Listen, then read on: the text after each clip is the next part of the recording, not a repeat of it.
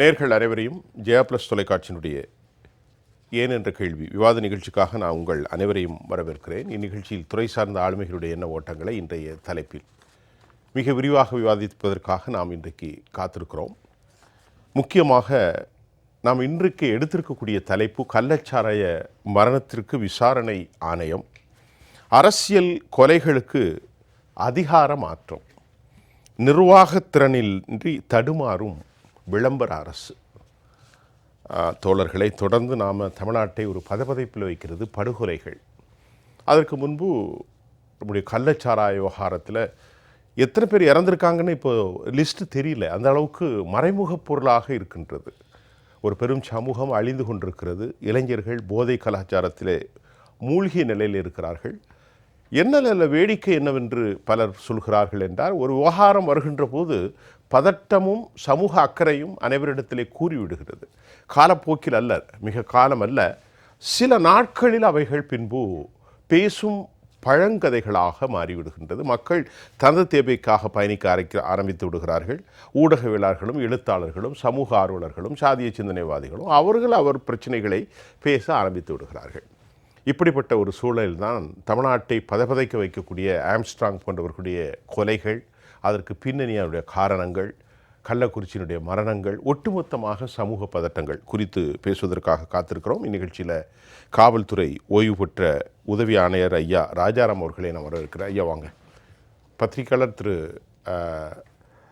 திரு மூத்த பத்திரிகையாளர் திரு பாக்கி, அரசியல் விமர்சகர் திரு ராமன் சார், எம்முடைய வெளிப்புற படப்பிடிப்பினுடைய அரசியல் விமர்சகரும் சமூக ஆர்வலருமாகிய திரு சரவண பெருமாள். ஐயா வாங்க. காவல்துறை அதிகாரிகிட்டேருந்து நான் கேட்குறேன், இப்போ இந்த மிஸ்டர் ஆம்ஸ்ட்ராங் அவர்கள் மரணித்து சென்னையில் பெரும் பதப்பதைப்பு தமிழ்நாடு முழுவதும். பிஎஸ்பியினுடைய தலைவர் நேற்று வந்துட்டு போனாங்க, சிபிஐக்கு கொடுக்கணுங்கிறாங்க அம்மா மாயாவதி அவங்க.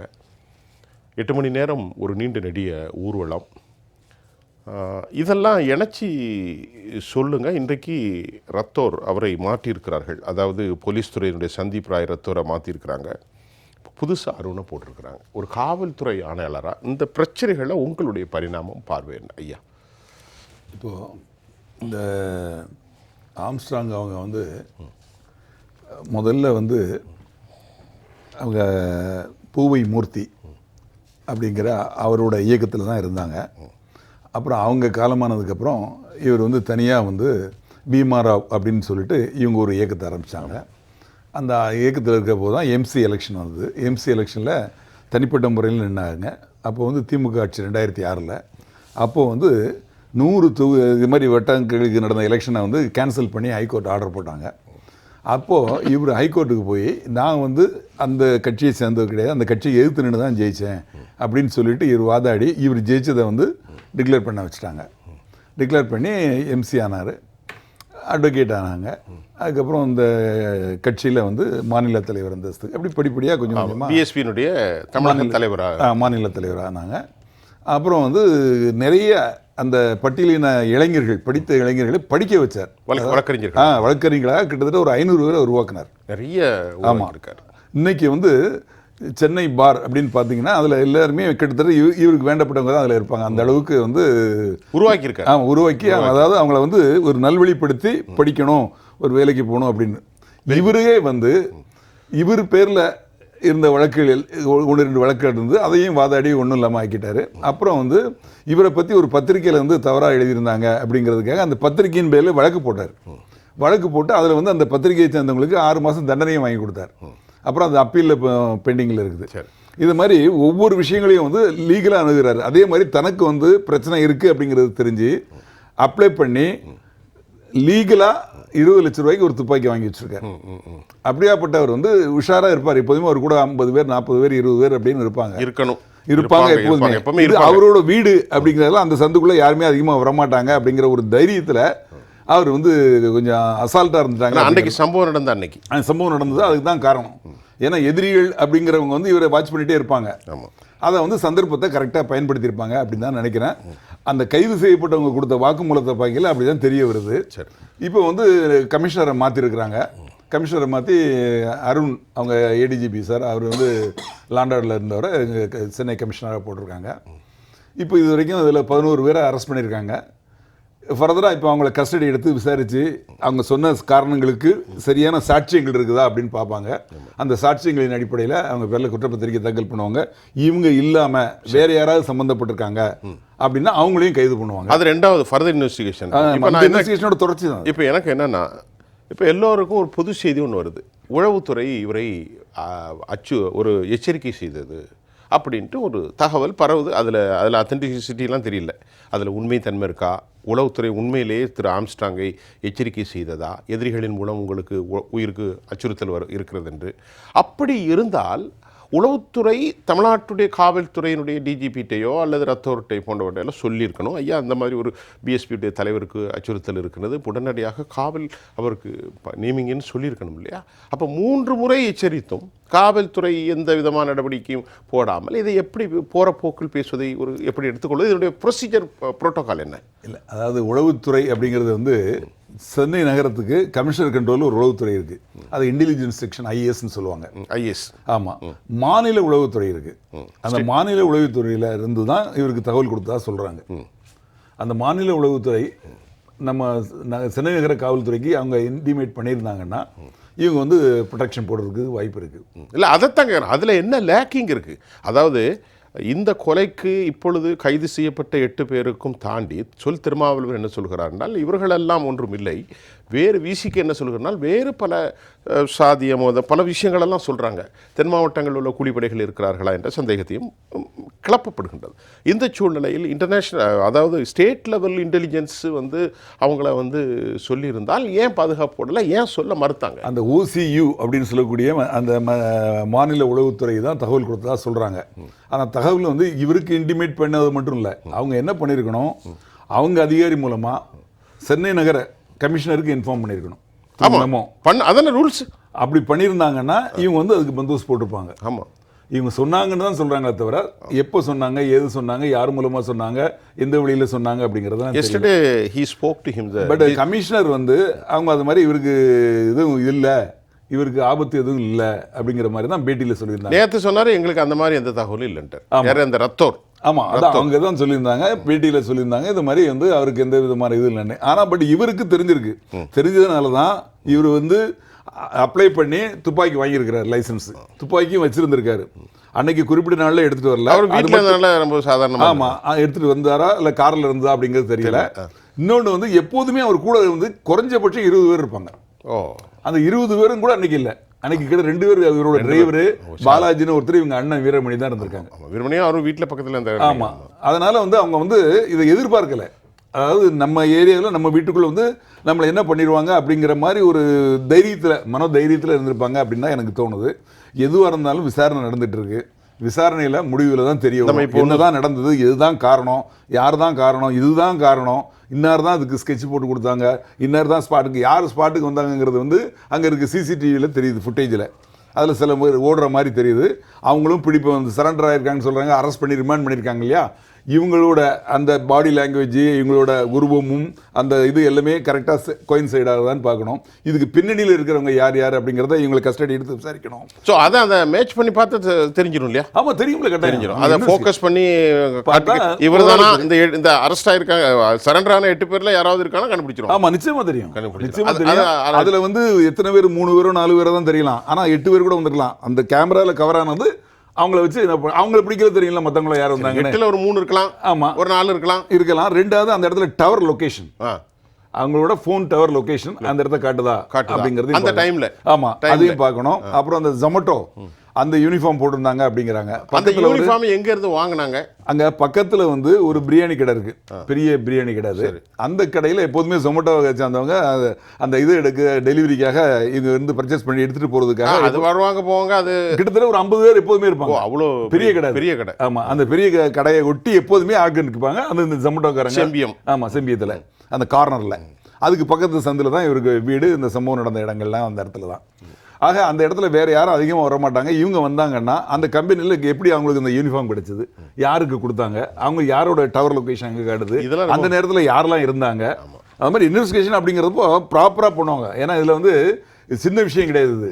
இது வந்து ஒருத்தரை வந்து இவ்வளோ தூரம் பிளான் பண்ணி பக்காவாக பண்ணியிருக்காங்க அப்படின்னா இதுக்கு என்ன பின்னணி, என்ன காரணம், பெரிய பின்னணி இருக்கணும். ஒரு ஆழமான டீப் கான்ஸ்பிரசி பிஹைண்ட் அவங்க சொல்றாங்க இல்லையா, அந்த சொல்லக்கூடிய காரணங்கள் உண்மைதானா இல்ல அதுக்கு மாற்றி சொல்றாங்களா, எல்லா விஷயங்களும் தெரிய வரும். சரி, முதல் கட்டமாக ஒரு காவல்துறை அதிகாரிட்ட நானே உங்கள்கிட்ட நிறைய துருவி கேட்குறேன். பரவாயில்ல, நீங்கள் பல பேரை துருவி இருப்பீங்க. இருந்தாலும் மக்களுக்கு அந்த அரசு தன்மைகளை பாதுகாப்பு விஷயத்தை நம்ம பேசுகிறதுக்கு நம்ம ஒரு கடப்பாடும் பொறுப்பு பத்திரிக்கையாளர் இருக்குது. திரு பாக்கி, இப்போ ஐயா நம்ம ராஜாராம் அவர்கள் பல விஷயத்த சொல்லிட்டாங்க. நீங்கள் எல்லாம் பார்த்துருப்பீங்க. இப்போது இன்றைக்கி நம்ம 2 விஷயம் இருக்குது, பல விஷயம் இருக்குது. இப்போ திரு ஆம்ஸ்ட்ராங் அவர்களுடைய மரணத்தோடு நிற்க போகிறதில்ல. இன்றைக்கு வரக்கூடிய தகவல்கள் இந்த கூலிப்படைகளுடைய கலாச்சாரம் தமிழ்நாட்டில் எல்லையற்று இருக்கிறது அப்படிங்கிறாங்க. எல்லா இடங்களிலும் கூலிப்படைகள். எனக்கு என்ன ஒரு டவுட்னா, ஒரு அரசு கூலிப்படைகள் என்ன செய்வாங்க, வியாபாரமாக பண்ணுவாங்க, பழிவாங்குதல், கொள்ளைகள் தான். இது எனக்கு புரியவில்லை.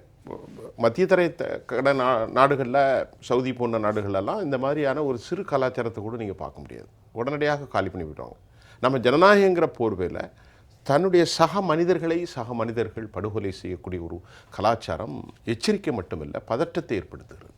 இது என்ன தவறு, எங்கே ஆழமாக பார்க்கணும்? ஒரு பத்திரிகையாளராக நீண்ட நெடிய அனுபவம் டெல்லியில் இருந்த உங்களுக்கு உண்டு என்று நான் நம்புகிறேன். அந்த அடிப்படையில் உங்களுக்கு ஒரு விரிவான பார்வையில் என்ன ப்ராடர் ஸ்பெக்ட்ரம் சொல்ல போனால் ஒரே வரியில் சொல்லிடுவேன். சிஸ்டத்தில் உள்ள கோளாறு, நடைமுறையில் உள்ள கோளாறு. இதில் அரசியல்வாதிகளை ப்ளேம் பண்ணணுமா, காவல்துறையை ப்ளேம் பண்ணணுமா, இல்லை பொதுமக்களை குறை சொல்லணுமா, இல்லது இந்த தகவல்களை பரிமாறிக்கொள்ளுகிற மக்களிடம் உள்ள குறைபாடா அப்படின்னா எல்லாமும் உண்டு. ஆனால் எதுவும் இல்லை, இது மட்டுமே காரணம் இல்லை. அதாவது இதெல்லாத்துலேயும் இருக்குது. அதுக்காக காவல்துறையை நம்ம ப்ளேம் பண்ண முடியுமான்னா இருக்குது, சொல்ல முடியாது. அரசியல்வாதிகள் தான் காரணமான அரசியல்வாதிகள் எல்லாத்துக்கும் சொல்ல முடியாது. ஒரே ஒரு நீங்கள் கேட்ட கேள்வியோட தொடர்ச்சியாக நான் சொல்கிறேன். இது மாதிரி படுகொலைகள் நான் என்கிட்ட ஒரு லிஸ்ட் ஆஃப் படுகொலைகள் இருக்குது. பல்லடத்தில் 2-3 கொலையில் 2-3 வெரைட்டி விதவிதமாக கொலை உண்டு. பழிவாங்குதல் ஒன்று, ஆக்சிடென்டலாக நடத்துகிற கொலைகள் உண்டு, கோபத்தில் நடத்துகிற போதையிலையும் கோபத்திலையும் நடத்துகிற படுகொலைகள். பீடிக்கு ஓசி பீடி தராதெல்லாம் படுகொலைலாம் நடந்துருக்கு. பாரில் அது திட்டமிட்டு நடக்காது. அதெல்லாம் கோபத்தில் அது திட்டம் இல்லை. அப்போ குடிக்கிறதுக்கு அம்மா காசு கொடுக்கலன்னு அம்மா வெட்டி கொண்ட சம்பவம் இதெல்லாம் ஒரு பக்கம். இதெல்லாம் ஒரு எமோஷ்னலாக அவுட் பஸ்ட் ஆகுது. அது ஒன்று. சிலது திட்டமிட்ட படுகொலைகள்.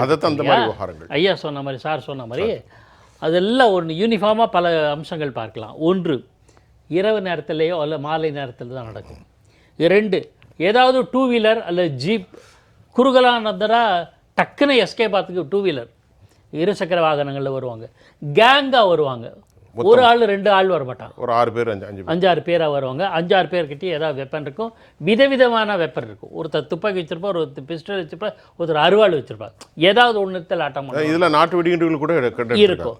4வது, இவங்க எல்லாருமே மெர்சனரிஸ் என்று ஆங்கிலத்தில் சொல்லுவாங்க, கூலிப்படைகள். இவங்களுக்கு பின்னாடி ஒரு சம்பவம் இருக்குல்ல, பின்புல அவங்க தான் கல்ப்ரேட்டு. இவங்க அதாவது ஒரு படத்தில் சொல்லுவான், நீ 5 ரூபா கொடுத்தீன்னா, நீ பணம் கொடுத்தீன்னா உனக்கே வேலை செய்ய, உன்னோட இன்னும் அதிகமாக பணம் கொடுத்தானா அவங்களுக்கு வேலை செய்வேன். அந்த மாதிரி கும்பல் இது. 4வது இது ஒரு. அப்புறம் இந்த மாதிரி சம்பவத்தில் ஈடுபடுறோம்னு பாருங்களேன், ஒரு 18லேருந்து 25, 28 வயசுக்குள்ளே தான் இருப்பான். ரொம்ப சின்ன வயசு. அடிச்சுட்டு மாட்டிக்கிட்டோம்னா என்ன ஒரு 6 மாதம் இல்லை 1 வருஷம் உள்ளே இருந்துட்டு வந்துடும்.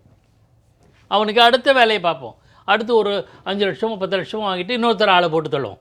நம்ம ப்ரொஃபஷ்னல் கில்லர்ஸ். இவங்களுக்கு லட்சியம் கிடையாது. அந்த மாதிரி ஒரு ஆளை குறி வச்சு கொள்ளணும். இப்போ தீவிரவாதிகள் போராளிகள் ராஜீவ்காந்தியை படுகொலை பண்ணாங்க, சீக்கிய தீவிரவாதிகள் இந்திரா காந்தியை படுகொலை பண்ணாங்க. அது பணி, அதுக்கு ஒரு நோக்கம். அந்த மாதிரி மோட்டிவேஷன் கிடையாது. இது குறிப்பாக இன்னார கொல்லணும்னு இல்லை, யாராவது காசு கொடுக்குறாங்க போட்டுதெல்லாம் ரைட் போட்டுருவோம், யாருமே தெரியாது, அசைன்மெண்ட். இது மாதிரி ஒரு 5-6 அம்சங்களுக்கு உண்டு. இதில் இது ஒரு பக்கம். இதை அட்ரஸ் பண்ண வேண்டியது யார்? சமூகமும் அரசாங்கமும். அப்புறம் காவல்துறை அதிகாரி சஞ்சீவ் ரத்தோரை பற்றி எனக்கு பெரிய நெகட்டிவ் ஒப்பீனியன் நான் கேள்விப்பட்டு வரேன். நான் ஒரே ஒரு முறை சந்தித்திருக்கிறேன் அவரை. பெரும்பாலும் ஒரு நாகரிகமான அதிகாரி தான். தவறுகள் எல்லா ஆட்சி காலத்திலும் எல்லா சந்தர்ப்பத்திலையும் ஏதாவது ஒரு காவல்துறை அதிகாரி மேலே பழி போடுவாங்க. முத்துக்கருப்பன் ஒரு நல்ல அதிகாரி, அவர் வந்து பத்திரிகையாளர் நடத்த ஊர்வலத்தில் தடியடி நடத்தினாக இவர் சஸ்பெண்டட். கலைஞர் கருணாநிதி அவர்களை இரவு நேரத்தில் கைது பண்ணத ஒரு பிரச்சனை வந்தில்ல, அதுக்கே அவர் காரணம்னு சொல்லுவாங்க. இது மாதிரி அவர் சஸ்பெண்ட் ஆகிட்டு, ஆனால் அப்பீல் போய் அவர் மீது எந்த புகாரும் இல்லை, குற்றச்சாட்டும் இல்லைன்னு ரிப்பீல் ஆச்சு. இந்த மாதிரி ஒன்று கடந்த ஒரு 10-15 ஆண்டுகளுக்கு ஒரு சட்டக்கல்லூரியில் ஒரு மாணவர்கள் மத்தியில் மிகப்பெரிய தாக்குதல் நடந்தது, கொலைவெறி தாக்குதல் நடந்தது. அப்புறம் அவர் பிடித்துக்கிறார். அது தொடர்பாக அப்போது காவல்துறை ஆணையராக, சென்னை மாநகர ஆணையராக இருந்த ஆர் சேகர் அந்த கண்டிப்பாக சென்னை ஆணையர் பதவியிலேருந்து மாற்றப்பட்டார். ஆனால் இவங்கெல்லாம் நேரடியாக அது சம்மந்தப்பட்டாங்கன்னு இருக்காது. ஆனால் என்னென்ன கீழில் இருக்கிற அதிகாரிகள் எந்த அளவுக்கு விழிப்போடு செயல்படுகிறார்கள், இது தொடர்பான தகவல்களை உடனுக்குடன் சம்பந்தப்பட்ட அதிகாரிகளை பகிர்ந்து கொள்கிறார்களா, அடுத்து என்ன நடவடிக்கை இது ஒன்று. காவல்துறை அதிகாரிகள் என்பவர்கள் அரசாங்கத்துக்கு கட்டுப்பட்டவர், அரசாங்கத்தினுடைய உள்துறை அமைப்புக்கு கீழே கட்டுப்பட்டவர்கள். அவர்கள் சொல்கிறதை மீறி அவர்களால் செய்ய மாட்டாங்க, செய்ய முடியாது. அது ஒரு நடைமுறை சிக்கல். அதே சமயத்தில் காவல்துறை வந்து சில விஷயங்களில் கட்டி போடப்பட்டிருக்கிறது, சில விஷயங்களில் அப்படிங்கிறத பலமுறை பதிவுப்பட்டிருக்கு. இங்கே சொல்கிறேன்.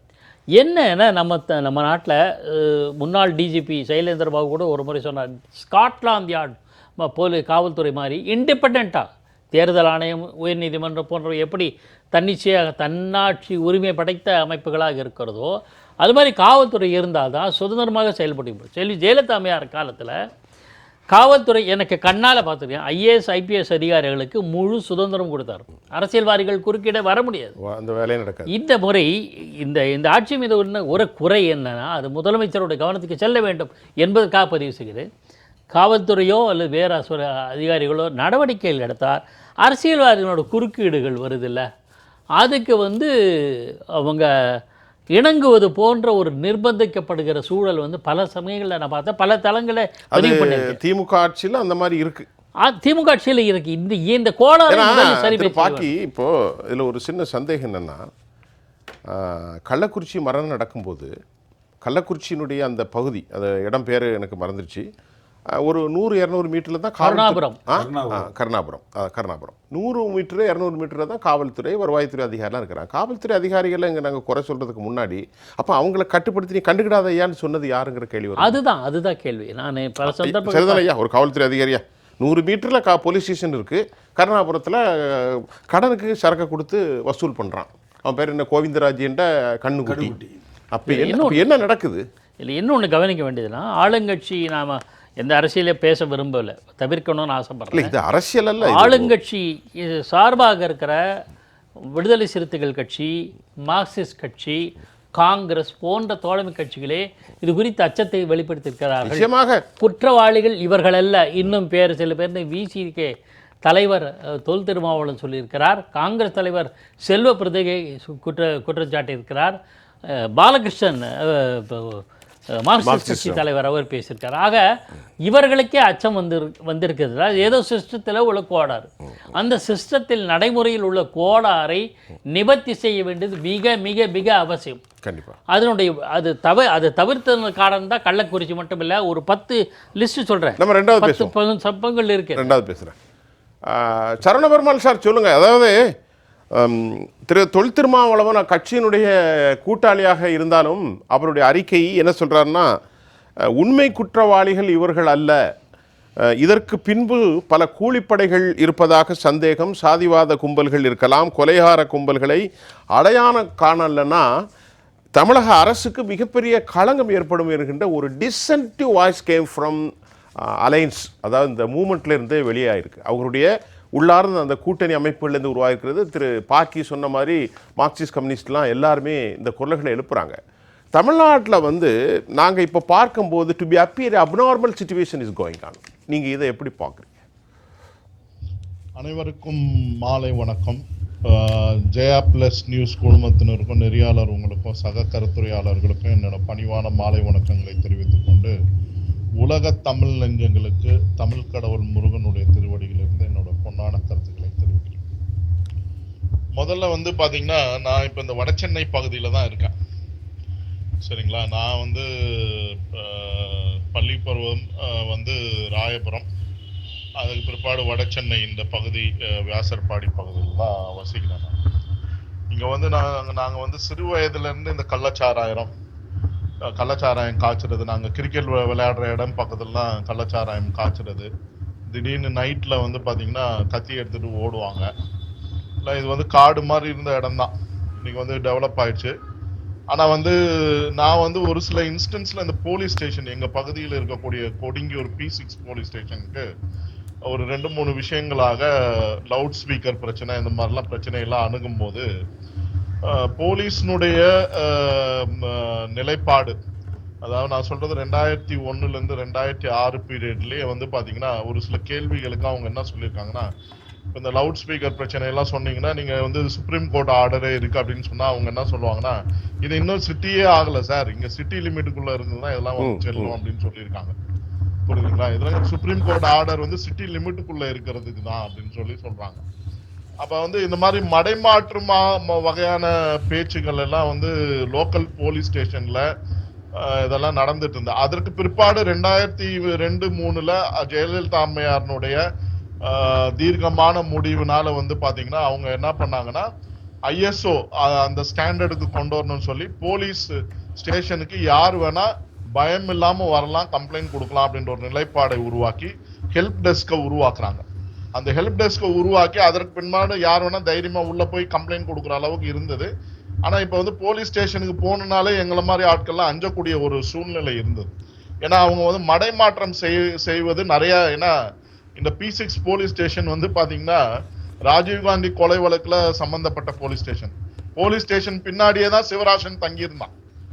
அதாவது எவரடி காலனி அப்படின்ற ஒரு காலனில இந்த போலீஸ் ஸ்டேஷன் இருந்தது இந்த ராஜீவ்காந்தி கொலை வழக்கு நடக்கும்போது. அப்ப வந்து போலீஸ் ஸ்டேஷனுக்கு எக்ஸாக்ட் காம்பவுண்ட் வாலும் சிவராசன் தங்கியிருந்த காம்பவுண்ட் வாலும் ஒண்ணு. சிவராசன் வந்து மாடியில நின்று எக்ஸசைஸ் செய்யறதெல்லாம் அங்க இருந்து வேடிக்கை பார்த்திருக்காங்க அங்க இருக்க போலீஸ். ஸோ இந்த மாதிரியான சூழ்நிலைகள் வந்து நீங்க சொல்ற மாதிரி இப்போ இந்த கருணாபுரத்துல வந்து 200 மீட்டர் தான் போலீஸ் ஸ்டேஷன் வந்து இன்சிடென்ட் நடந்த இடத்துல இருந்து ரெவன்யூ ஆஃபீஷியல்ஸ் இருந்திருக்காங்க, எல்லாம் இருந்திருக்காங்க. அது இல்லாம ஒரு குறிப்பான விஷயம் நான் சொல்றேன். என்னோட நண்பர் ஒருத்தர் வந்து 90களில் வந்து அந்த பகுதியில் கொடுங்கியூர், அதாவது நான் சொல்றது ஒரு RV நகர் இந்த பகுதிகள்லாம் இருக்கக்கூடிய டீசென்டான மக்கள் இருக்கக்கூடிய இடம். அங்க வந்து இந்த சிம்சன் இந்த பகுதியில வேலை செய்யக்கூடிய ஒரு நண்பர் வந்து என்ன பண்றாருன்னா, கலாச்சாரம் காய்ச்சறாங்கன்னு போலீஸ்ல கம்ப்ளைண்ட் கொடுக்குறாரு. அவரை ஒரு வாரம் பொறுத்து என்ன பண்றாங்கன்னா, நைட் ஷிஃப்ட் முடிஞ்சு வரும்போது 1 மணிக்கு 2 மணிக்கு ஒரு பெண்மணியை விட்டு இந்த மாதிரி வந்து தவறான முறையில என்னை வந்து கையாண்டார், இரவுல நான் நடந்து போயிட்டு இருக்கணும் அப்படின்னு சொல்லி அவர் போலீஸ்ல கூட்டு போய் அரெஸ்ட் பண்ணி வச்சு இந்த மாதிரியான ரிவர்ஸ், அதாவது வெஞ்சேட்டிவ் அட்டாக் பை போலீஸ். நீங்க ஏதாவது ஒண்ணு நீங்க கம்ப்ளைண்ட் பண்ண போயிட்டீங்கன்னா உங்களை கார்னர் பண்றதுக்கு எப்படி வேணா எது வேணா பண்ணுவாங்க அப்படின்ற சூழ்நிலை வந்து இந்த பகுதிகளில் பொதுவா வந்து நடந்து கொண்டுதான் இருக்கு.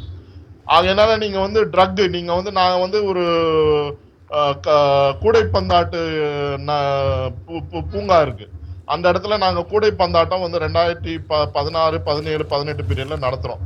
அங்க உள்ள பாத்தீங்கன்னா நைட்ல வந்து என்ன பண்ணுவாங்கன்னா, கஞ்சா அடிக்கிற பசங்க குடிக்கிற பசங்க எல்லாம் உள்ள போய் படுத்துக்கிட்டு ஒரே கலாட்டா பண்ணி அந்த பாட்டிலா கிடக்கும். மறுநாள் போய் நீங்க விளையாடவே முடியாது அந்த கூடைப்பந்தாட்ட இதுல திடல்ல. இந்த மாதிரியான ஒரு சூழ்நிலை, அதாவது போலீஸ் வந்து ஹேண்ட் அண்ட் கிளவ் அப்படின்ற மாதிரி கல்பிரிட்டோட இந்த மாதிரி தவறு செய்வர்களோட நீங்க ஒரு இன்ஸ்டன்ஸ பாத்தீங்கன்னா, இப்ப இந்த ஒரு 2003-04 பீரியட்ல ஜெயலலிதா அம்மையார் வந்து குறிப்பிட்ட இந்த ஹிஸ்டரி ஷீட்டர்ஸ் லீடிங் ரவுடிஸ் எல்லாம் இந்த வட சென்னையில இருக்கவங்களாம் எலிமினேட் பண்ணாங்க. புரியுதுங்களா? அவங்க எல்லாம் இன்னைக்கு வந்து அவங்க குடும்பங்கள்லாம் இங்க இல்ல, எல்லாம் காலி பண்ணி வேற இடத்துக்கு போயிட்டாங்க, ஆந்திராவுக்கு போயிட்டாங்க. அந்த மாதிரியான சூழ்நிலை எல்லாம் உருவாயிடுச்சு. அதனால இந்த டீம் எல்லாம் வந்து ஒரு சில அவங்களோட டீம் எல்லாம் உள்ள இருந்து ஜெயில இருந்து ஆபரேட் பண்றதாகவும் அந்த மாதிரியான நிகழ்வுகள்லாம் நடந்திருக்கு ஏற்கனவே. ஸோ அதனால இதெல்லாம் வந்து பாத்தீங்கன்னா, எங்க நீங்க நியூஸ் பேப்பர் எடுத்து தமிழ்நாட்டுல எங்க இன்சிடென்ட் நடந்தாலும் சரி, இங்க இருக்கிறது இந்த வேசப்பாடியில இருக்கக்கூடிய ஒரு ஆள் சம்பந்தப்பட்டிருப்பார், ஒரு ஆளாவது இருப்பார். அதனால இந்த பகுதியானது தொடர்ந்து இந்த மாதிரியான போக்கை வந்து இந்த போலீஸும் ஊக்குவிக்கும் அளவுக்கு வந்து செயல்படுகிறார். இன்னொரு இன்சிடென்ட்ஸும் சொல்றேன், ரீசெண்டா நடந்தது. நான் ரெண்டாவது வரேன் சார், இருங்க சார், நான் ரெண்டாவது வரேன், நீங்க இருங்க, நான் ரெண்டாவது வரேன், நம்ம நிறைய டைம் இருக்கு, ரெண்டாவது வரேன். அப்படி இருங்க திரு ராமன். இப்போது நம்ம சரவண பெருமாள் ஐயா இன்னும் நிறைய வச்சுருக்கார், கொஞ்சம் எல்லாருக்கும் கூட 2 தடவை போகிறாங்க தான் அவரை கட் பண்ணி உங்கள்கிட்ட வர்றேன். இப்போ நான் உங்கள்கிட்ட கேட்குறேன், நீங்கள் நிறைய வச்சுருப்பீங்க பதிவுகள். ஒட்டுமொத்தமாக மக்கள் என்ன நினைக்கிறாங்கன்னா, முதல்வர் ஒரு ஆக்டிவாக இல்லை, செயல்பாட்டில் இல்லை. அவருக்கு சில அசைன்மெண்ட்டை அவர் கீழே இருக்கிறவங்களுக்கு கொடுக்குறார், அதோடு நின்றுக்கிறார். மற்றபடி அவர் இன்ட்ராக்ஷன் பண்ணுறதுக்கோ களத்தில் போய் பார்க்குறாரு, ஏன்னா அவருடைய தொகுதியில் நடக்குது அப்படிங்கிற கருத்துக்களும் வந்திருக்கு. ஒட்டுமொத்தமாக DMK government which has been completely disabled, அதாவது ஒரு இயலாத நிலைக்கு ஊனமுற்ற நிலையில் இருக்கா. நீங்கள் சொன்னது அனைத்தும் உண்மைதான். அதாவது இந்த ஊனமுற்றுன்னு சொல்லுக்காக சொல்கிறேன், தமிழ்நாட்டில் இன்றைக்கி வந்து 8 கோடி மக்களும் இந்த ஆட்சியால் எந்த விதமான பிரதிபலனும் அடைஞ்சதே கிடையாது. மாற்றுத்திறனாளி முதல் வந்து பார்த்திங்கன்னா அரசு ஒதுக்கிடப்பட்ட புரட்சித் தலைவி ஜெயலலிதா அம்மா இருக்கும்போது எவ்வளோ திட்டங்கள் கொண்டு வந்தாங்க. அந்த பென்ஷன் திட்டம், தாலிக்கு தங்கம், பல உதவிகள் திட்டம், ஏழை எளிய மக்களுக்கு தேவையான உதவி திட்டங்களை அந்தந்த மாவட்ட கலெக்டர் அலுவலகத்தில் ஆஃபீஸருக்கும் போய் மனு கொடுப்பாங்க. முறையான மனு கொடுத்துட்டு அது ஓகேனா வாங்கிட்டு வருவாங்க. இன்றைக்கி தமிழ்நாடு முழுவதும் பார்த்திங்கன்னா ஏழை எளிய மக்கள் மட்டுமல்ல, மாற்றுத்திறனாளிக்கு தேவையான அந்த திட்டங்களை யாரை போய் நாட வேண்டும், எங்கு நாட வேண்டும், எங்குமே கிடையாது. அரசு துறை அலுவலகங்களில் பார்த்தீங்கன்னா மாவட்ட கலெக்டர்லேருந்து மாவட்ட டிஆர்ஓக்களுக்குள்ளே அவங்களுக்குள்ளே கோஷ்டி பூசல், அவங்களுக்குள்ளே தேவையானதை பூர்த்தி செய்கிறாங்க. இன்றைக்கி அரசு துறையில் நிலைப்பாடு என்னென்னா, உயர் அதிகாரி அனைவரும் தங்களுக்கு ஒதுக்கப்பட்ட துறை என்ன, தாங்கள் என்ன மக்களுக்கான திட்டங்களை செய்ய வேண்டும் என்று அதையும் மறந்துவிட்டு தங்களுடைய குடும்ப நல சேம நதிகளை வந்து டெவலப் செய்யக்கூடிய எண்ணம் தான் அவங்கள்ட்ட இருக்குது. ஸோ அந்த அடிப்படையில் பார்க்கும்போது தமிழ்நாட்டு மக்களை பொறுத்தவரையிலும் இன்றைக்கி உள்ள நிலைப்பாடு என்னென்னா, தமிழ்நாட்டு மக்களுக்கு என்ன தேவை என்பதை தியாகத்தில் சின்னமாக மட்டும்தான் சொல்கிறாங்க. மற்றபடி எதிர்க்கட்சி வரிசையில் யாரும் அதை பற்றி கவலைப்படுறதும் கிடையாது. அதனால தான் இன்றைக்கி திமுக அரசு பொறுத்தவரைக்கும் என்னென்னா, என்னென்னாலும் மக்கள் நமக்கு ஓட்டு போடுவாங்க, களத்தில் எதிர்த்து கேட்கறதுக்கு எதிரிகள் கிடையாது, நாம வந்து வெற்றி பெறுவோம் என்ற நிலைப்பாட்டில் அவங்க இருக்கிறாங்க. இப்போ ஒரு சின்ன கேள்வி என்னென்னா, இப்போ தமிழ்நாட்டை அச்சுறுத்தக்கூடிய ஒரு கொலை, கொடநாடு கொலை கடந்த ஆட்சியில் நடந்துச்சு. இதே ஸ்டாலின் வந்து என்ன சொன்னார், நான் ஆட்சிக்கு வந்தால் 3 மாதத்தில் சொன்னார். இப்போ ஆட்சிக்கு வந்து 4 வருஷம் ஆச்சு. இப்போ வந்து என்ன சொல்ற, இன்டர்போலுங்கிறார். இப்போ இந்த ஒரு விஷயத்தை எடுத்துக்கிட்டோம், இந்த கொடநாடு கொலையில் 5 பேர் கொலை. இந்த கொடநாடு கொலை வழக்கில் பார்த்தீங்கன்னா தேக்கத்தில் சின்னமாக சொல்கிறாங்க, அது என்னங்க பெரிய பூச்சாண்டி வேலை இங்கே காட்டுங்க, நீங்கள் தானே ஆட்சியில் இருக்கிறீங்க, நீங்கள் நடவடிக்கை எடுப்பேன்னு சொல்லி நடவடிக்கை எடுங்க, யாராக இருந்தால் நடவடிக்கை எடு, தாராள நடவடிக்கை எடு ஓப்பனாக சொல்கிறாங்க. ஆனால் இவங்க முதலமைச்சர் சொல்றாரு இன்டர்போல். ஏங்க இன்டர்போல் இது என்னங்க, உள்ளூர் சம்பவத்துக்கு இன்டர்போல் 5 கொலை சார். அதாவது மத்திய அரசு இதுவரைக்கும் பெரிய வழக்குகள் அந்த மாதிரி கொடுக்குற கிடையாது. இது என்ன அப்படிப்பட்டது, என்ன அது இப்படி சிதம்பர ரகசியம் எல்லாமே முதலமைச்சருக்கு தெரியும், திமுக அரசுக்கு தெரியும். இதை வந்து நாட்களை தள்ளி தள்ளி தள்ளி தள்ளி தள்ளி ஒரு பூச்சாண்டி வேலை கட்டுறதுக்கான நிலைப்பாடு இன்னைக்கு ஒரு தகவல் அறியும் உரிமை சட்டத்தில் கேட்டு வெளியிட 6 ஆண்டுகளில் நடந்த கொலைகளை பாருங்க. சின்ன 2 மாவட்டத்தை மட்டும் அது ஏற்கனவே முந்தானத்து சொன்னோம், நீங்க சொல்லல. அது என்னன்னா, தூத்துக்குடி மாவட்டத்தில் பார்த்தீங்கன்னா 6 வருஷத்தில் 436 கொலை நடந்திருக்குது. 947 படுகொலை முயற்சி நடந்திருக்குது. 366 பேர் குண்டாஸ் போட்டுருக்காங்க. இதே போல கோயம்புத்தூர் மாவட்டத்தில் 6 வருஷத்தில் 205 கொலை, 220 பேர் கொலை வழக்கு இவ்வளோ போட்டுருக்காங்க. தஞ்சாவூர் மாவட்டத்தில் அது மாதிரி. அப்படி 6 வருஷத்தில் பார்த்தீங்கன்னா 5496 பேர் இறந்துருக்காங்க. அதுக்கு 8803 பேருக்கு மேலே குண்டாஸ். ஆனால் இன்னொன்று ராமன் குறுக்கிடுறேன், இந்த கொலைகளுக்கு கீழே ரைட் இன்ஃபர்மேஷனில் கொடுத்தது கொஞ்சம் தான். இந்த 5000 இல்லை அந்த செய்தி நீங்கள் படிக்கும்போது உங்களுக்கு கீழே ஒரு செய்தி வந்திருக்கும் பாருங்க. 15000க்கும் மேற்பட்ட கொலை முயற்சி சம்பவங்களும் 10,000க்கும் மேற்பட்ட கொலைகளும் இருக்கிறது. ஆர்டிஐல நிறைய தகவல்கள் இல்லை, தகவல் கொடுக்க மாட்டாங்க. வந்திருக்கா? இந்த இதுல என்ன விஷயம் சொல்றாங்கன்னா, இதுக்கு பின்புலத்தில் பெரிய அரசியல் சப்போர்ட்டிங் உள்ள நிலைப்பாடு இருக்குது, இல்லாமல் இது நடக்காது. காரணம் என்ன, தமிழ்நாட்டில் பார்த்தீங்களா சார், இன்னைக்கு தமிழ்நாட்டில் குறிப்பாக சென்னை மாநகரம், திருவள்ளூர் மாவட்டம், காஞ்சிபுரம் மாவட்டத்தில் லேண்ட் வேல்யூ ஹெவி சார். இன்னைக்கு லேண்ட் வேல்யூ ஹெவி. இந்த லேண்ட் வேல்யூ ஹெவியை வச்சு கூலிப்படைகள் இன்னைக்கு அதிகமாகி போச்சு சார். எல்லா அண்ணன் ராஜாராமன் சொன்ன மாதிரி எல்லாமே 15 வயசு 20 வயசு உள்ள இளைஞர்கள் தான் கூலிப்படை. அவங்களுக்கு என்ன தெரியும் சொல்லுங்க? அம்மா போயிட்டு தெரியுமா, அப்பா அப்படி உறவுகளை படி தெரியுமா, அவங்களோட உயிருடைய மதிப்பு தெரியுமா, எல்லாமே எதுவுமே அவங்க எதுவுமே நினைக்காம கூலிப்படை இன்னைக்கு சிறைச்சாலையிலேருந்தே ரிமோட் பண்ணிட்டாங்க சார். சிறைச்சாலையில் உள்ளேருந்தே ரிமோட் பண்ணி ஃபோனில் பேசி அந்த வராரு பணத்தை கொடு, இல்லாட்டா உன்னை காலி பண்ணிட்டான்னு சொல்லிட்டு இன்னைக்கு கூலிப்படை இந்த ஆட்சி இந்த மாதிரி கண்டுகொள்ளாமல் இருந்தால் நிச்சயமாக கூலிப்படை நாளுக்கு நாள் பெருகும் சார். தமிழ்நாட்டில் சாமானிய மக்களும் நிம்மதியாக வாழ முடியாது. இல்லை, இது சாதாரண விஷயம் அல்ல. இது திமுக அரசினுடைய விவகாரம் அல்ல. திமுகவே பயமுறுத்தி ஒரு ஆம்ஸ்ட்ராங்கிறது ஒரு நேஷனல் பார்ட்டியினுடைய தமிழ்நாட்டு தலைவரை ஈஸியாக அது எங்கே போட்டிருக்காங்க. 7 மணி என்பது ஒரு நகரத்தினுடைய மையமான மிக முக்கியமான பகுதி. காலையிலாம் கூட்டம் இருக்காது.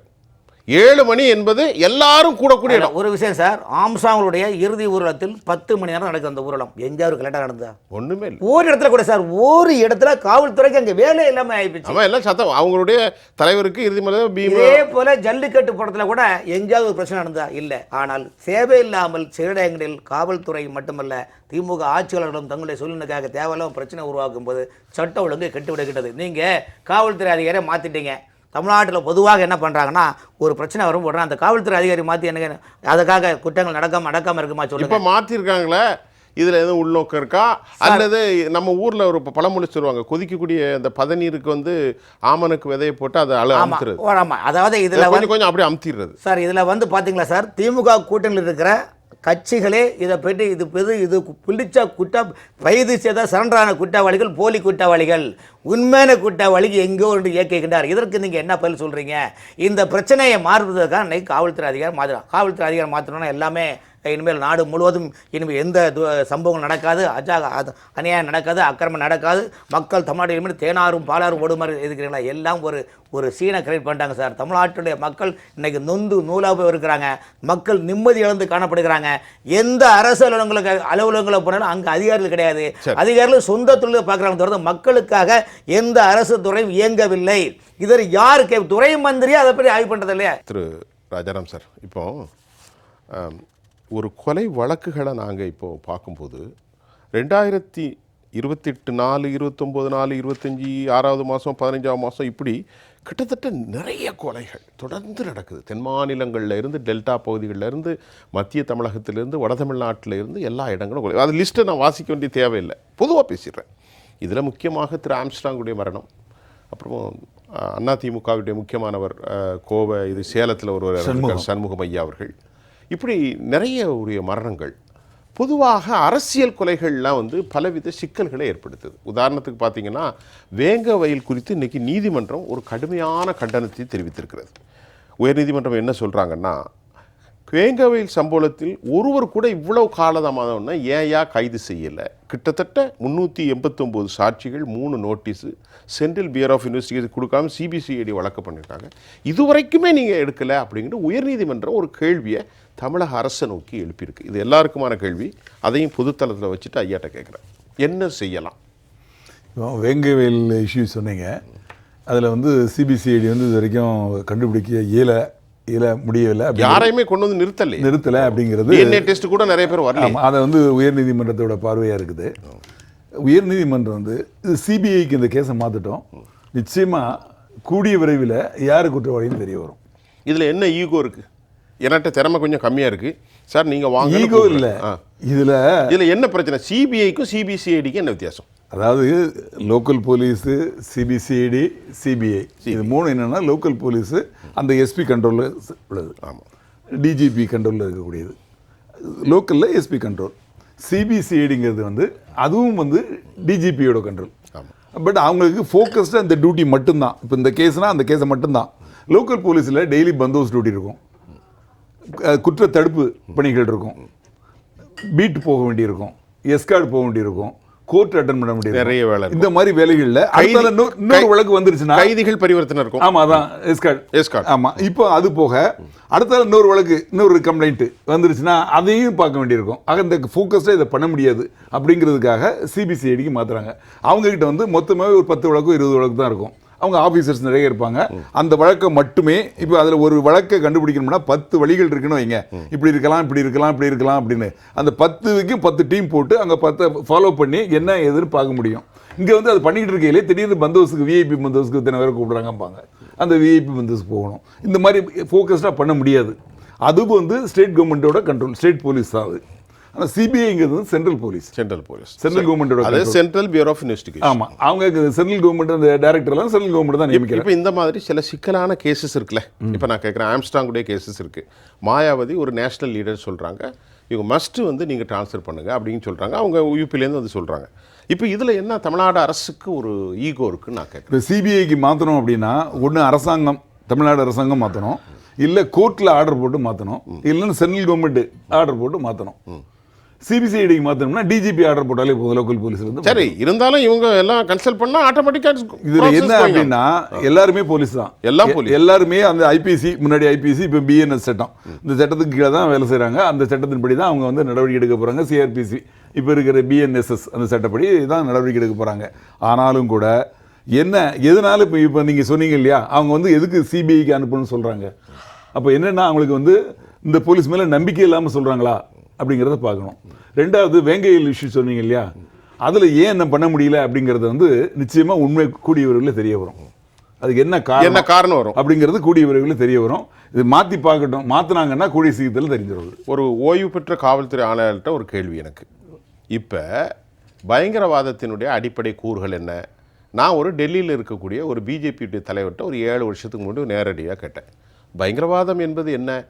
மக்களை படுகொலை செய்வது, அது குண்டுகளின் மூலமாகவும் துப்பாக்கிகளின் மூலமாகவும் மக்களை படுகொலை செய்வது, பொது இனத்திற்கு அச்சுறுத்தல் ஏற்படுத்துவது, இதுதான் பயங்கரவாதம். உதாரணத்துக்கு பன்னா இஸ்மாயில், போலீஸ் பக்ருதீன் எல்லாம் 2 பேரை கொண்டாங்கன்னு பெருசாக தமிழ்நாட்டு சேனல்கள்லாம் பெருசாக போட்டாங்க. அந்த பயங்கரவாதிகள் உள்ளே இருக்கிறாங்க, இப்போ இருக்கத்தான் செய்யணும். அதே போன்று இந்த கூலிக்கு கொலையாளிகள் இருக்காங்க பாருங்க, இவர்கள் சிலருக்கு மேலே 5 கொலை முயற்சி இருக்கிறது, 10 கொலை வழக்குகள் இருக்கிறதெல்லாம் சொல்கிறாங்க. ஆனால் அவங்க சமரசமாக இருக்கிறாங்க. இந்த பயங்கரவாத சட்டங்கள் ஏன் இந்த கூலி கொலையாளிகள் மீது அப்ளை ஆகலை? இப்போ அந்த கூலிக்கு கொலை பண்ணுறவங்க அப்படின்னு சொல்லல, கூலிப்படை, இவங்க வந்து ஒரு கேஸ் ஒரு கொலை பண்ணிடுறாங்கன்னு வைங்க, கேஸில் அரெஸ்ட் ஆகி உள்ளே போகிறாங்க. அவங்க கோர்ட்டு அவங்க ஜாமீனில் விட்டுறாங்க.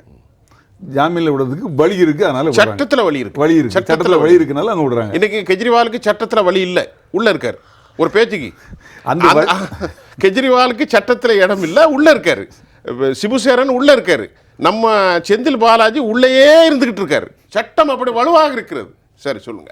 அப்போ இவங்க வந்து வெளியே வந்துடுறாங்க. வெளியே வந்த அப்புறம் என்ன பண்றாங்க? அதே வேலையை தான் திருப்பியும் பண்றாங்க. இன்னொரு இப்போ பாருங்க, இந்த கேஸ்ல ஆம்ஸ்ட்ராங் கேஸில் அரெஸ்ட் ஆனவங்களுக்கு ஒருத்தருக்கு 6 கேஸ், ஒருத்தருக்கு 7 கேஸ் இருக்குது, 8 கேஸ் இருக்குங்கிறாங்க. அப்போது ஒரு கொலை பண்ணிட்டு உள்ளே போனதுக்கப்புறம் எப்படி அவங்க வெளியே வராங்க? ஈஸியாக அவங்க வெளியே வர்றதுக்கு தடுக்கிறதுக்கு சட்டங்கள் இப்போ தான் மாற்றிருக்கிறாங்க. அந்த கேஸை முடிச்சுட்டு வரட்டும் அவர். அந்த கேஸில் வந்து இவங்க வெளியே வந்துட்டாங்கன்னா அந்த சாட்சிகளை எப்படி சொல்லுவாங்க? இவங்களுக்கு எதிராக சாட்சிகள் மிரட்ட போடுவாங்கல்ல, பயப்படுவாங்களா? அவங்களுக்கு உயிர் பயம் வரும்ல, ரொம்ப பயம். இப்போ இதே மாதிரி 2-3 கொலைகள் பண்ணிட்டாங்கன்னா அவங்களை கண்டாலே பயப்படுவாங்க, அவங்களுக்கு எதிராக சாட்சி சொல்லவே பயப்படுவாங்க, யாருமே வரமாட்டாங்க, வாய்ப்பு ஏன் புகார் கொடுக்கவே வரமாட்டாங்க. அந்த மாதிரி ஒரு சூழ்நிலை வந்துடும். அதனால வந்து இப்போ இவங்களோட நோக்கங்கிறது பணத்துக்காக கொல்லப்படுறாங்க. தீவிரவாதிகள் வந்து அவங்க இந்திய இறையாண்மைக்கு எதிராக இந்திய மக்களை பயமுறுத்தணும். இங்கே அதாவது பொது அமைதியில், அதாவது இத்தனை பேரை சுட்டாங்க, அவங்க தேர்ந்தெடுக்கிற இடம்லாம் பாருங்க, பொதுமக்கள் கூடக்கூடிய இடம் தான். இப்போ கோவையில் என்னன்னே தெரியல, அதான் அதாவது பொதுமக்கள் கூடக்கூடிய இடங்கள் தான் அவங்க எய்ம் பண்ணுவாங்க. கோவையில் சிலிண்டர் கொண்டு வந்தாச்சு, ஸ்டேட்டஸ் கோ என்ன அப்படிதான் இருக்கு, என்னாச்சு? அந்த வழக்கு வந்து என்ன போய் சார்ஜ் ஷீட் போட்டாங்க, நேஷனல் இன்வெஸ்டிகேஷன் சார்ஜ் ஷீட் போட்டாச்சு. இப்போ வந்து நீங்க சொன்னீங்க இல்லையா அந்த மும்பை தாக்குதல், அதுலயும் பாருங்க அந்த ஹோட்டல் மெயினான இடங்கள் தான், ரயில்வே ஸ்டேஷன், அஜ்மல் கசாப், அதிகமா மக்கள் கூடக்கூடிய இடங்கள் தான் அவங்க டார்கெட் பண்ணுவாங்க. பெரிய அச்சுறுத்தலா. ஆமா, கோயம்புத்தூர்ல முன்னாடி நடந்தது பாருங்க, அதுவும் பாருங்க பொதுமக்களை அச்சுறுத்தணுங்கிறதுக்காக சம்பந்தமே இல்லாத மக்களை கொல்லணும், அதன் மூலம் ஒரு பயமுறுத்தலை ஏற்படுத்தணும் அப்படிங்கிறது அவங்களோட நோக்கம். ஒரு பேனிக் கிரியேட் பண்ணி அந்த நாட்டுக்கு அந்த நாட்டோட இறையாண்மையின் மேல மக்களுக்கு மதிப்பு இல்லாம நம்பிக்கை இல்லாத ஒரு சூழ்நிலையை உருவாக்கி அப்பாவிகளை கொல்றது. இவங்க எப்படின்னா காசு கொடுத்தா கொல்றது 500 ரூபாய்க்கு கொல்றது, 5000 ரூபாய்க்கு எவ்வளவு கொடுத்தாலும் சரி, அவனுக்கு காசு வேணும், அவ்வளவுதான். ஆனா இப்போ மோசடி என்னன்னா செத்தவனுக்கும் கொல்றவனுக்கும் எந்த வித மோட்டிவ் இருக்காது. ஐயாட்ட என்ன கேள்வினா, பாதி பேர் காசு கூட பரவாயில்ல, கஞ்சா கொடுத்தா போதும் மாதிரி அந்த அளவுக்கு மாறிடுச்சு இன்னைக்கு. அந்த அளவுக்கு போதையை நோக்கி நம்ம இளைஞர்கள் போயிட்டாங்க. அதனால தான் இப்போ வந்து கஞ்சா அதிக அளவுக்கு வந்ததுக்கு காரணமே இந்த கொரோனா டயத்தில் வந்து அரசு மதுபான கடைகள் மூடிட்டாங்க. போதைக்கு பழக்கமான அடிமையானவங்க போதையை நோக்கி போகிறப்போ எதுவுமே கிடைக்கல, அவங்ககிட்ட காசும் இல்லை. அப்போ 5 ரூபா 10 ரூபாய்க்கு இந்த கஞ்சா பொட்டலம் கிடைக்குது. அப்போ இந்த கஞ்சாவை நோக்கி போயிட்டாங்க. போனவங்க வந்து இது 150 ரூபா 200 ரூபாங்கிறப்போ இதை நோக்கி திருப்பி வர முடியல. அவங்களால வர்றாங்க, ஆனால் அந்த அளவுக்கு இங்கே வருமானம் இல்லை. இப்போ எடுத்துங்களேன், இந்த கள்ளக்குறிச்சி 150 ரூபா ஒரு குவார்டர், 50 ரூபாய்க்கு எங்க பாக்கெட் கிடைக்குது. அதனால நான் 50 ரூபாய் நோக்கி போறேன். இன்ஸ்டால்மெண்ட் ஸ்கீம்ல எல்லாம் கண்ணுக்குட்டி கொடுத்துருக்கு. கண்ணுக்குட்டி குடிச்சதே கிடையாது ஐயா.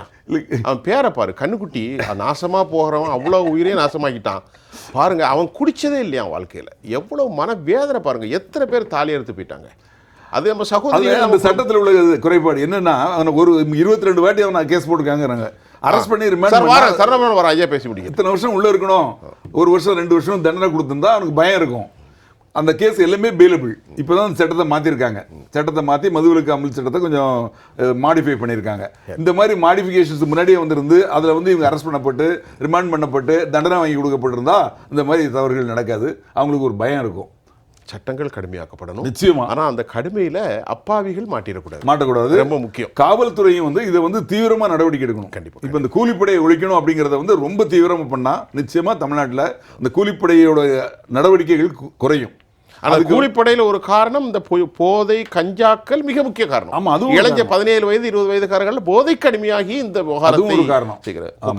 ரெண்டாவது வந்து முன்னாடி என்கவுண்டர் அப்படிங்கிறது பண்ணாங்க. இப்போ வந்து மனித உரிமை அப்படிங்கிற ஒரு சூழ்நிலை வந்து அந்த மனித உரிமை ஆணையம் அவங்க நடவடிக்கை எடுக்கிறாங்க. அப்படிங்கிறப்போ காவல்துறை வந்து அப்படி என்னதுக்கு பிரச்சனை அப்படின்னு சொல்லி நமக்கு எதுக்கு இவங்க பேர்ல கொலை கேஸ் போடுறாங்க, நமக்கு எதுக்கு வம்புன்னு சொல்லிட்டு அப்படி ஒதுங்கிடுறாங்க. இன்னைக்கு ஜெயராஜ் பெலிக்ஸினுடைய கேஸ் சமீப காலத்துல வழுக்கி விழுந்தாங்க பாத்ரூம்ல.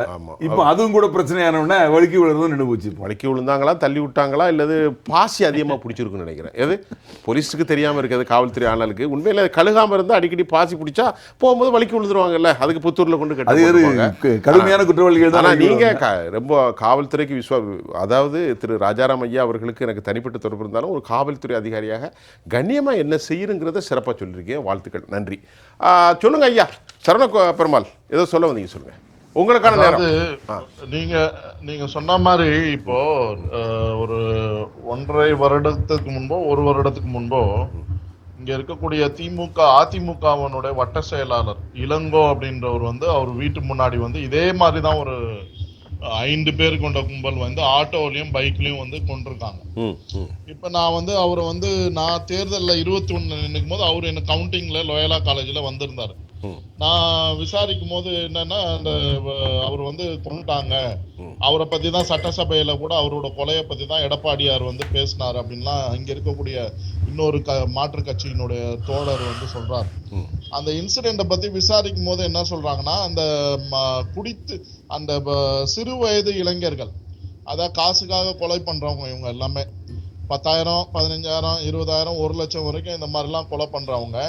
இவங்க என்ன பண்றாங்கன்னா அந்த ஒரு ட்ரக் இருக்கு, இப்ப நீங்க சொல்றீங்க பாத்தீங்களா பென்டாமெடைன், அதாவது அப்படின்ற அந்த மருந்தை போட்டுக்கிறாங்க. அவங்க போட்டுட்டு அந்த போட்டோகிராஃப கொடுத்துட்டா போதும் அவங்களுக்கு. நீங்க வந்து 1 மாசம் அவனை வந்து நீ கொலை பண்ணாதடா நான் 2 லட்சம் தரேன்னு சொன்னா கூட அவன் கொலை பண்ணாம விடவே மாட்டான். அந்த போட்டோவால அந்த மருந்தால என்ன ஆகுதுன்னா அவன் மைண்ட்ல ரிஜிஸ்டர் ஆயிடுது, அவன் வந்து கொலை பண்ணாம விடவே மாட்டான். அது யாரு ஏவுறாங்களோ அந்த ஏவுனவனே வந்து நீ 2 லட்சம் தர 5 லட்சம் தர கொலையை பண்ணாதுன்னு சொன்னா கூட அப்படிதான் பண்ணுவான் அவன். சோ அந்த மாதிரியான சூழ்நிலையில அந்த மாதிரி கொலைகள் நடக்குது. குறிப்பா இன்னொரு விஷயத்த வந்து போலீஸ் சொல்லியிருக்காங்க, இது வந்து கொலை நடந்த அன்றும் மறுநாளும் வந்து ஊடகங்கள்ல வந்து சரணடைந்தார்கள் அப்படின்னு தான் வந்து K4 போலீஸ் ஸ்டேஷன்ல போய் சரணடைஞ்சாங்க அப்படின்னு தான் வந்து தகவல்கள் வந்திருக்கு.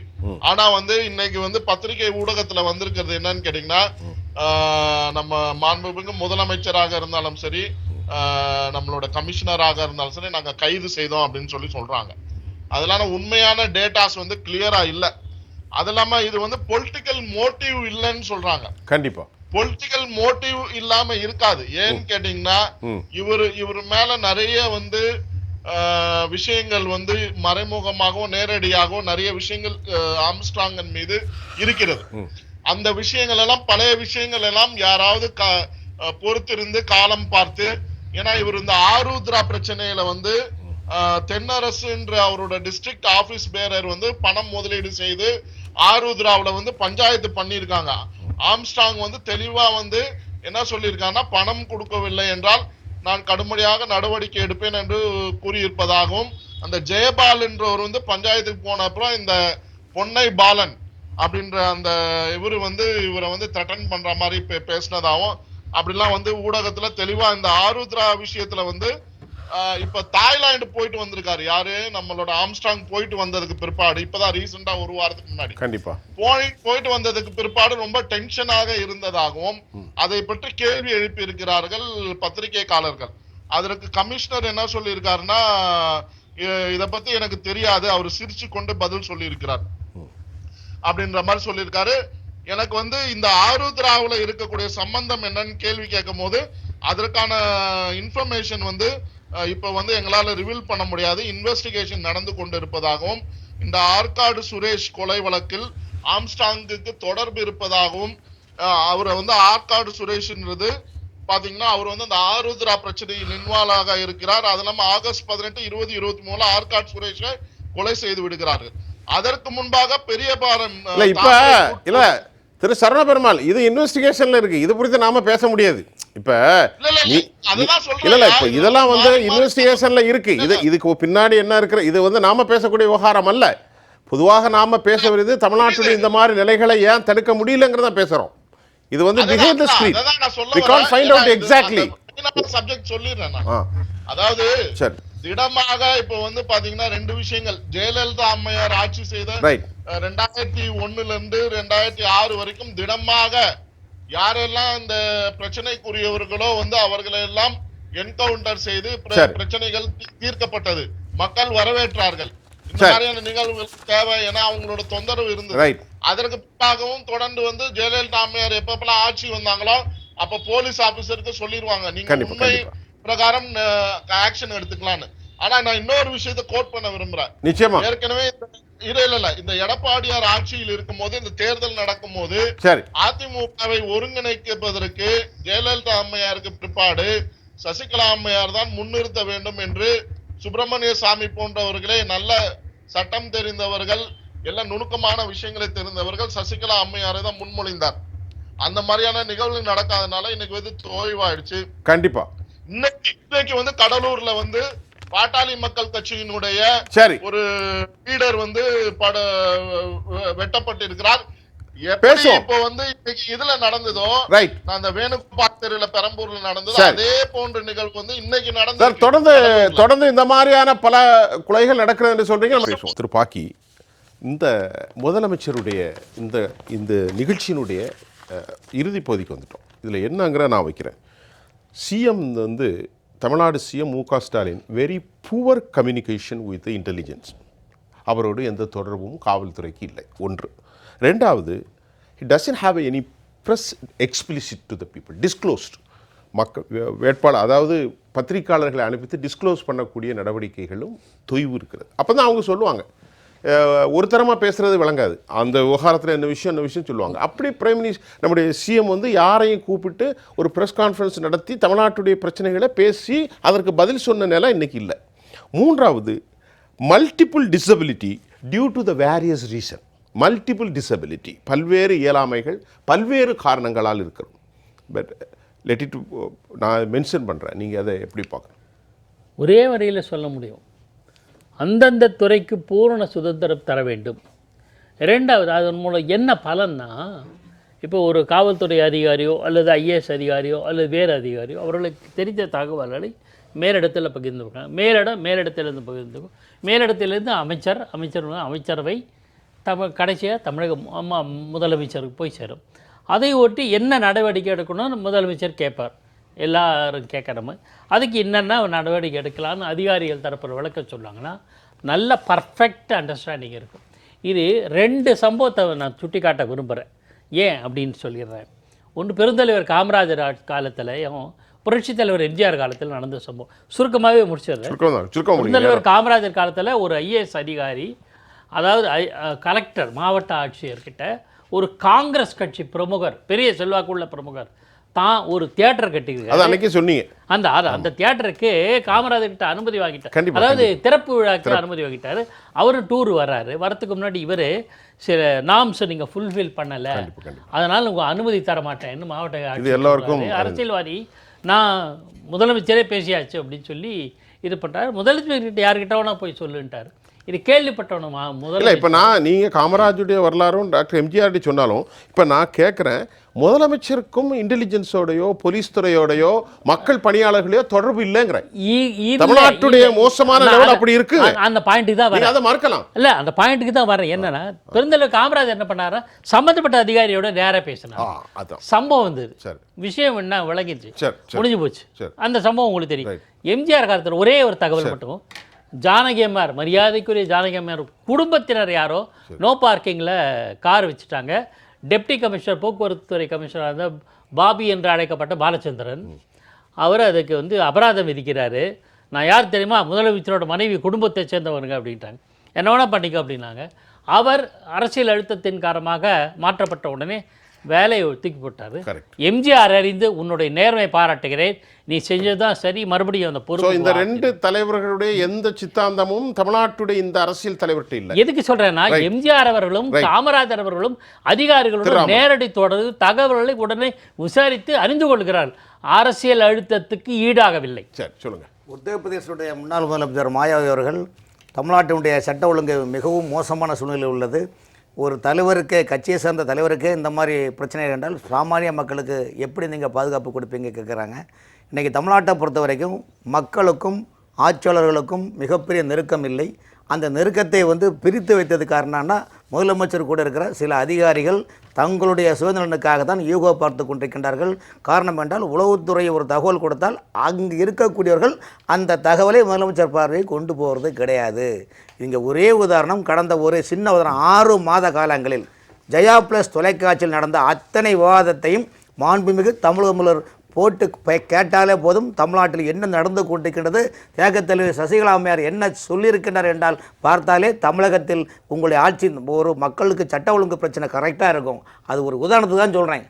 காரணம்னா அந்த அளவுக்கு ஜெயா ப்ளஸ் தொலைக்காட்சியில் மக்களுடைய தேவைகள் என்ன, இந்த திமுக அரசு மக்கள் விரோதம் என்ன செயல்படுகின்றது. நாம பேசுறது விவசாயிகள் போராட்டம், சட்ட ஒழுங்கு, ஏழைகளின் பிரச்சனை, ரேஷன் இஷ்யூ தானே பேசுறோம். ஆமா, அவர் அங்க போனாரா, இவர் இங்க போனாரா, டீ குடிச்சான்னு பேசுறது இல்லை. எல்லாமே பொதுமக்களுக்கு தேவையானதும் திமுக அரசு என்ன மக்களுக்கு விரோதமாக என்ன செயல்படுகின்றது அதை எப்படி உங்கள்கிட்ட சுட்டி காட்டும் என்பது அந்த அரங்கத்தினுடைய விவாதங்கள் நடந்து கொண்டிருக்கின்றன. இந்த 6 மாத நிகழ்வு முதலமைச்சர் பார்த்தாலே ஆனால் தமிழகத்தில் மிகப்பெரிய மாற்றம் கொண்டு வரக்கூடிய வாய்ப்பு இந்த ஜெயா ப்ளஸ் தொலைக்காட்சி அமைத்துக்கு உள்ளது. ரொம்ப சிறப்பாக பேசியிருக்கீங்க. எங்களுடைய தொலைக்காட்சி நிகழ்ச்சிகளை இன்டெலிஜென்ஸோ தமிழ்நாடு முதலமைச்சரோ போர்ட்போலியோவோ கண்டிப்பாக கவனிக்கணுங்கிற கோரிக்கை வச்சுருக்கிறீங்க. கடந்த 6 மாதமாக ஜெயா ப்ளஸ் மக்களின் உணர்வுகளுக்கும் சமூக பிரச்சனைகளுக்கும் சமூகத்தில் கருவறுக்கக்கூடிய சக்திகளுக்கும் எதிரான களத்திலிருந்து பல செய்திகளை நாங்கள் தொடர்ந்து பொறுப்போடு பேசிக்கொண்டிருக்கிறோம். அதுக்கு நிர்வாக தலைமைக்கும் எங்களுடைய செய்தி ஆசிரியருக்கும் நாங்கள் நன்றி கூறுகிறோம். நீங்கள் எங்களுடைய தொடர்ந்து எங்களோட பேசினதால் இந்த நிகழ்ச்சியில் ரொம்ப சிறப்பாக பேசின நம்முடைய மூத்த மரியாதைக்குரிய காவல்துறை ஆணையர் ஐயா ராஜாராம் அவர்களுக்கும், மூத்த பத்திரிகையாளர் ராம்கி, ஐயா சரவண பெருமாள், எங்களோடு என்றும் இருக்கக்கூடிய திரு ராமன், உங்கள் அனைவருக்கும் நான் உளப்பூர்வமாக நன்றி. மீண்டும் மற்றொரு களத்தில் நான் உங்களை சந்திக்கின்றேன். அதுவரை உங்கள் அனைவரிடமிருந்தும் நான் உங்கள் சுஃபியான், ஜெயா ப்ளஸ் தொலைக்காட்சிக்காக நன்றி. மீண்டும் சந்திப்போம்.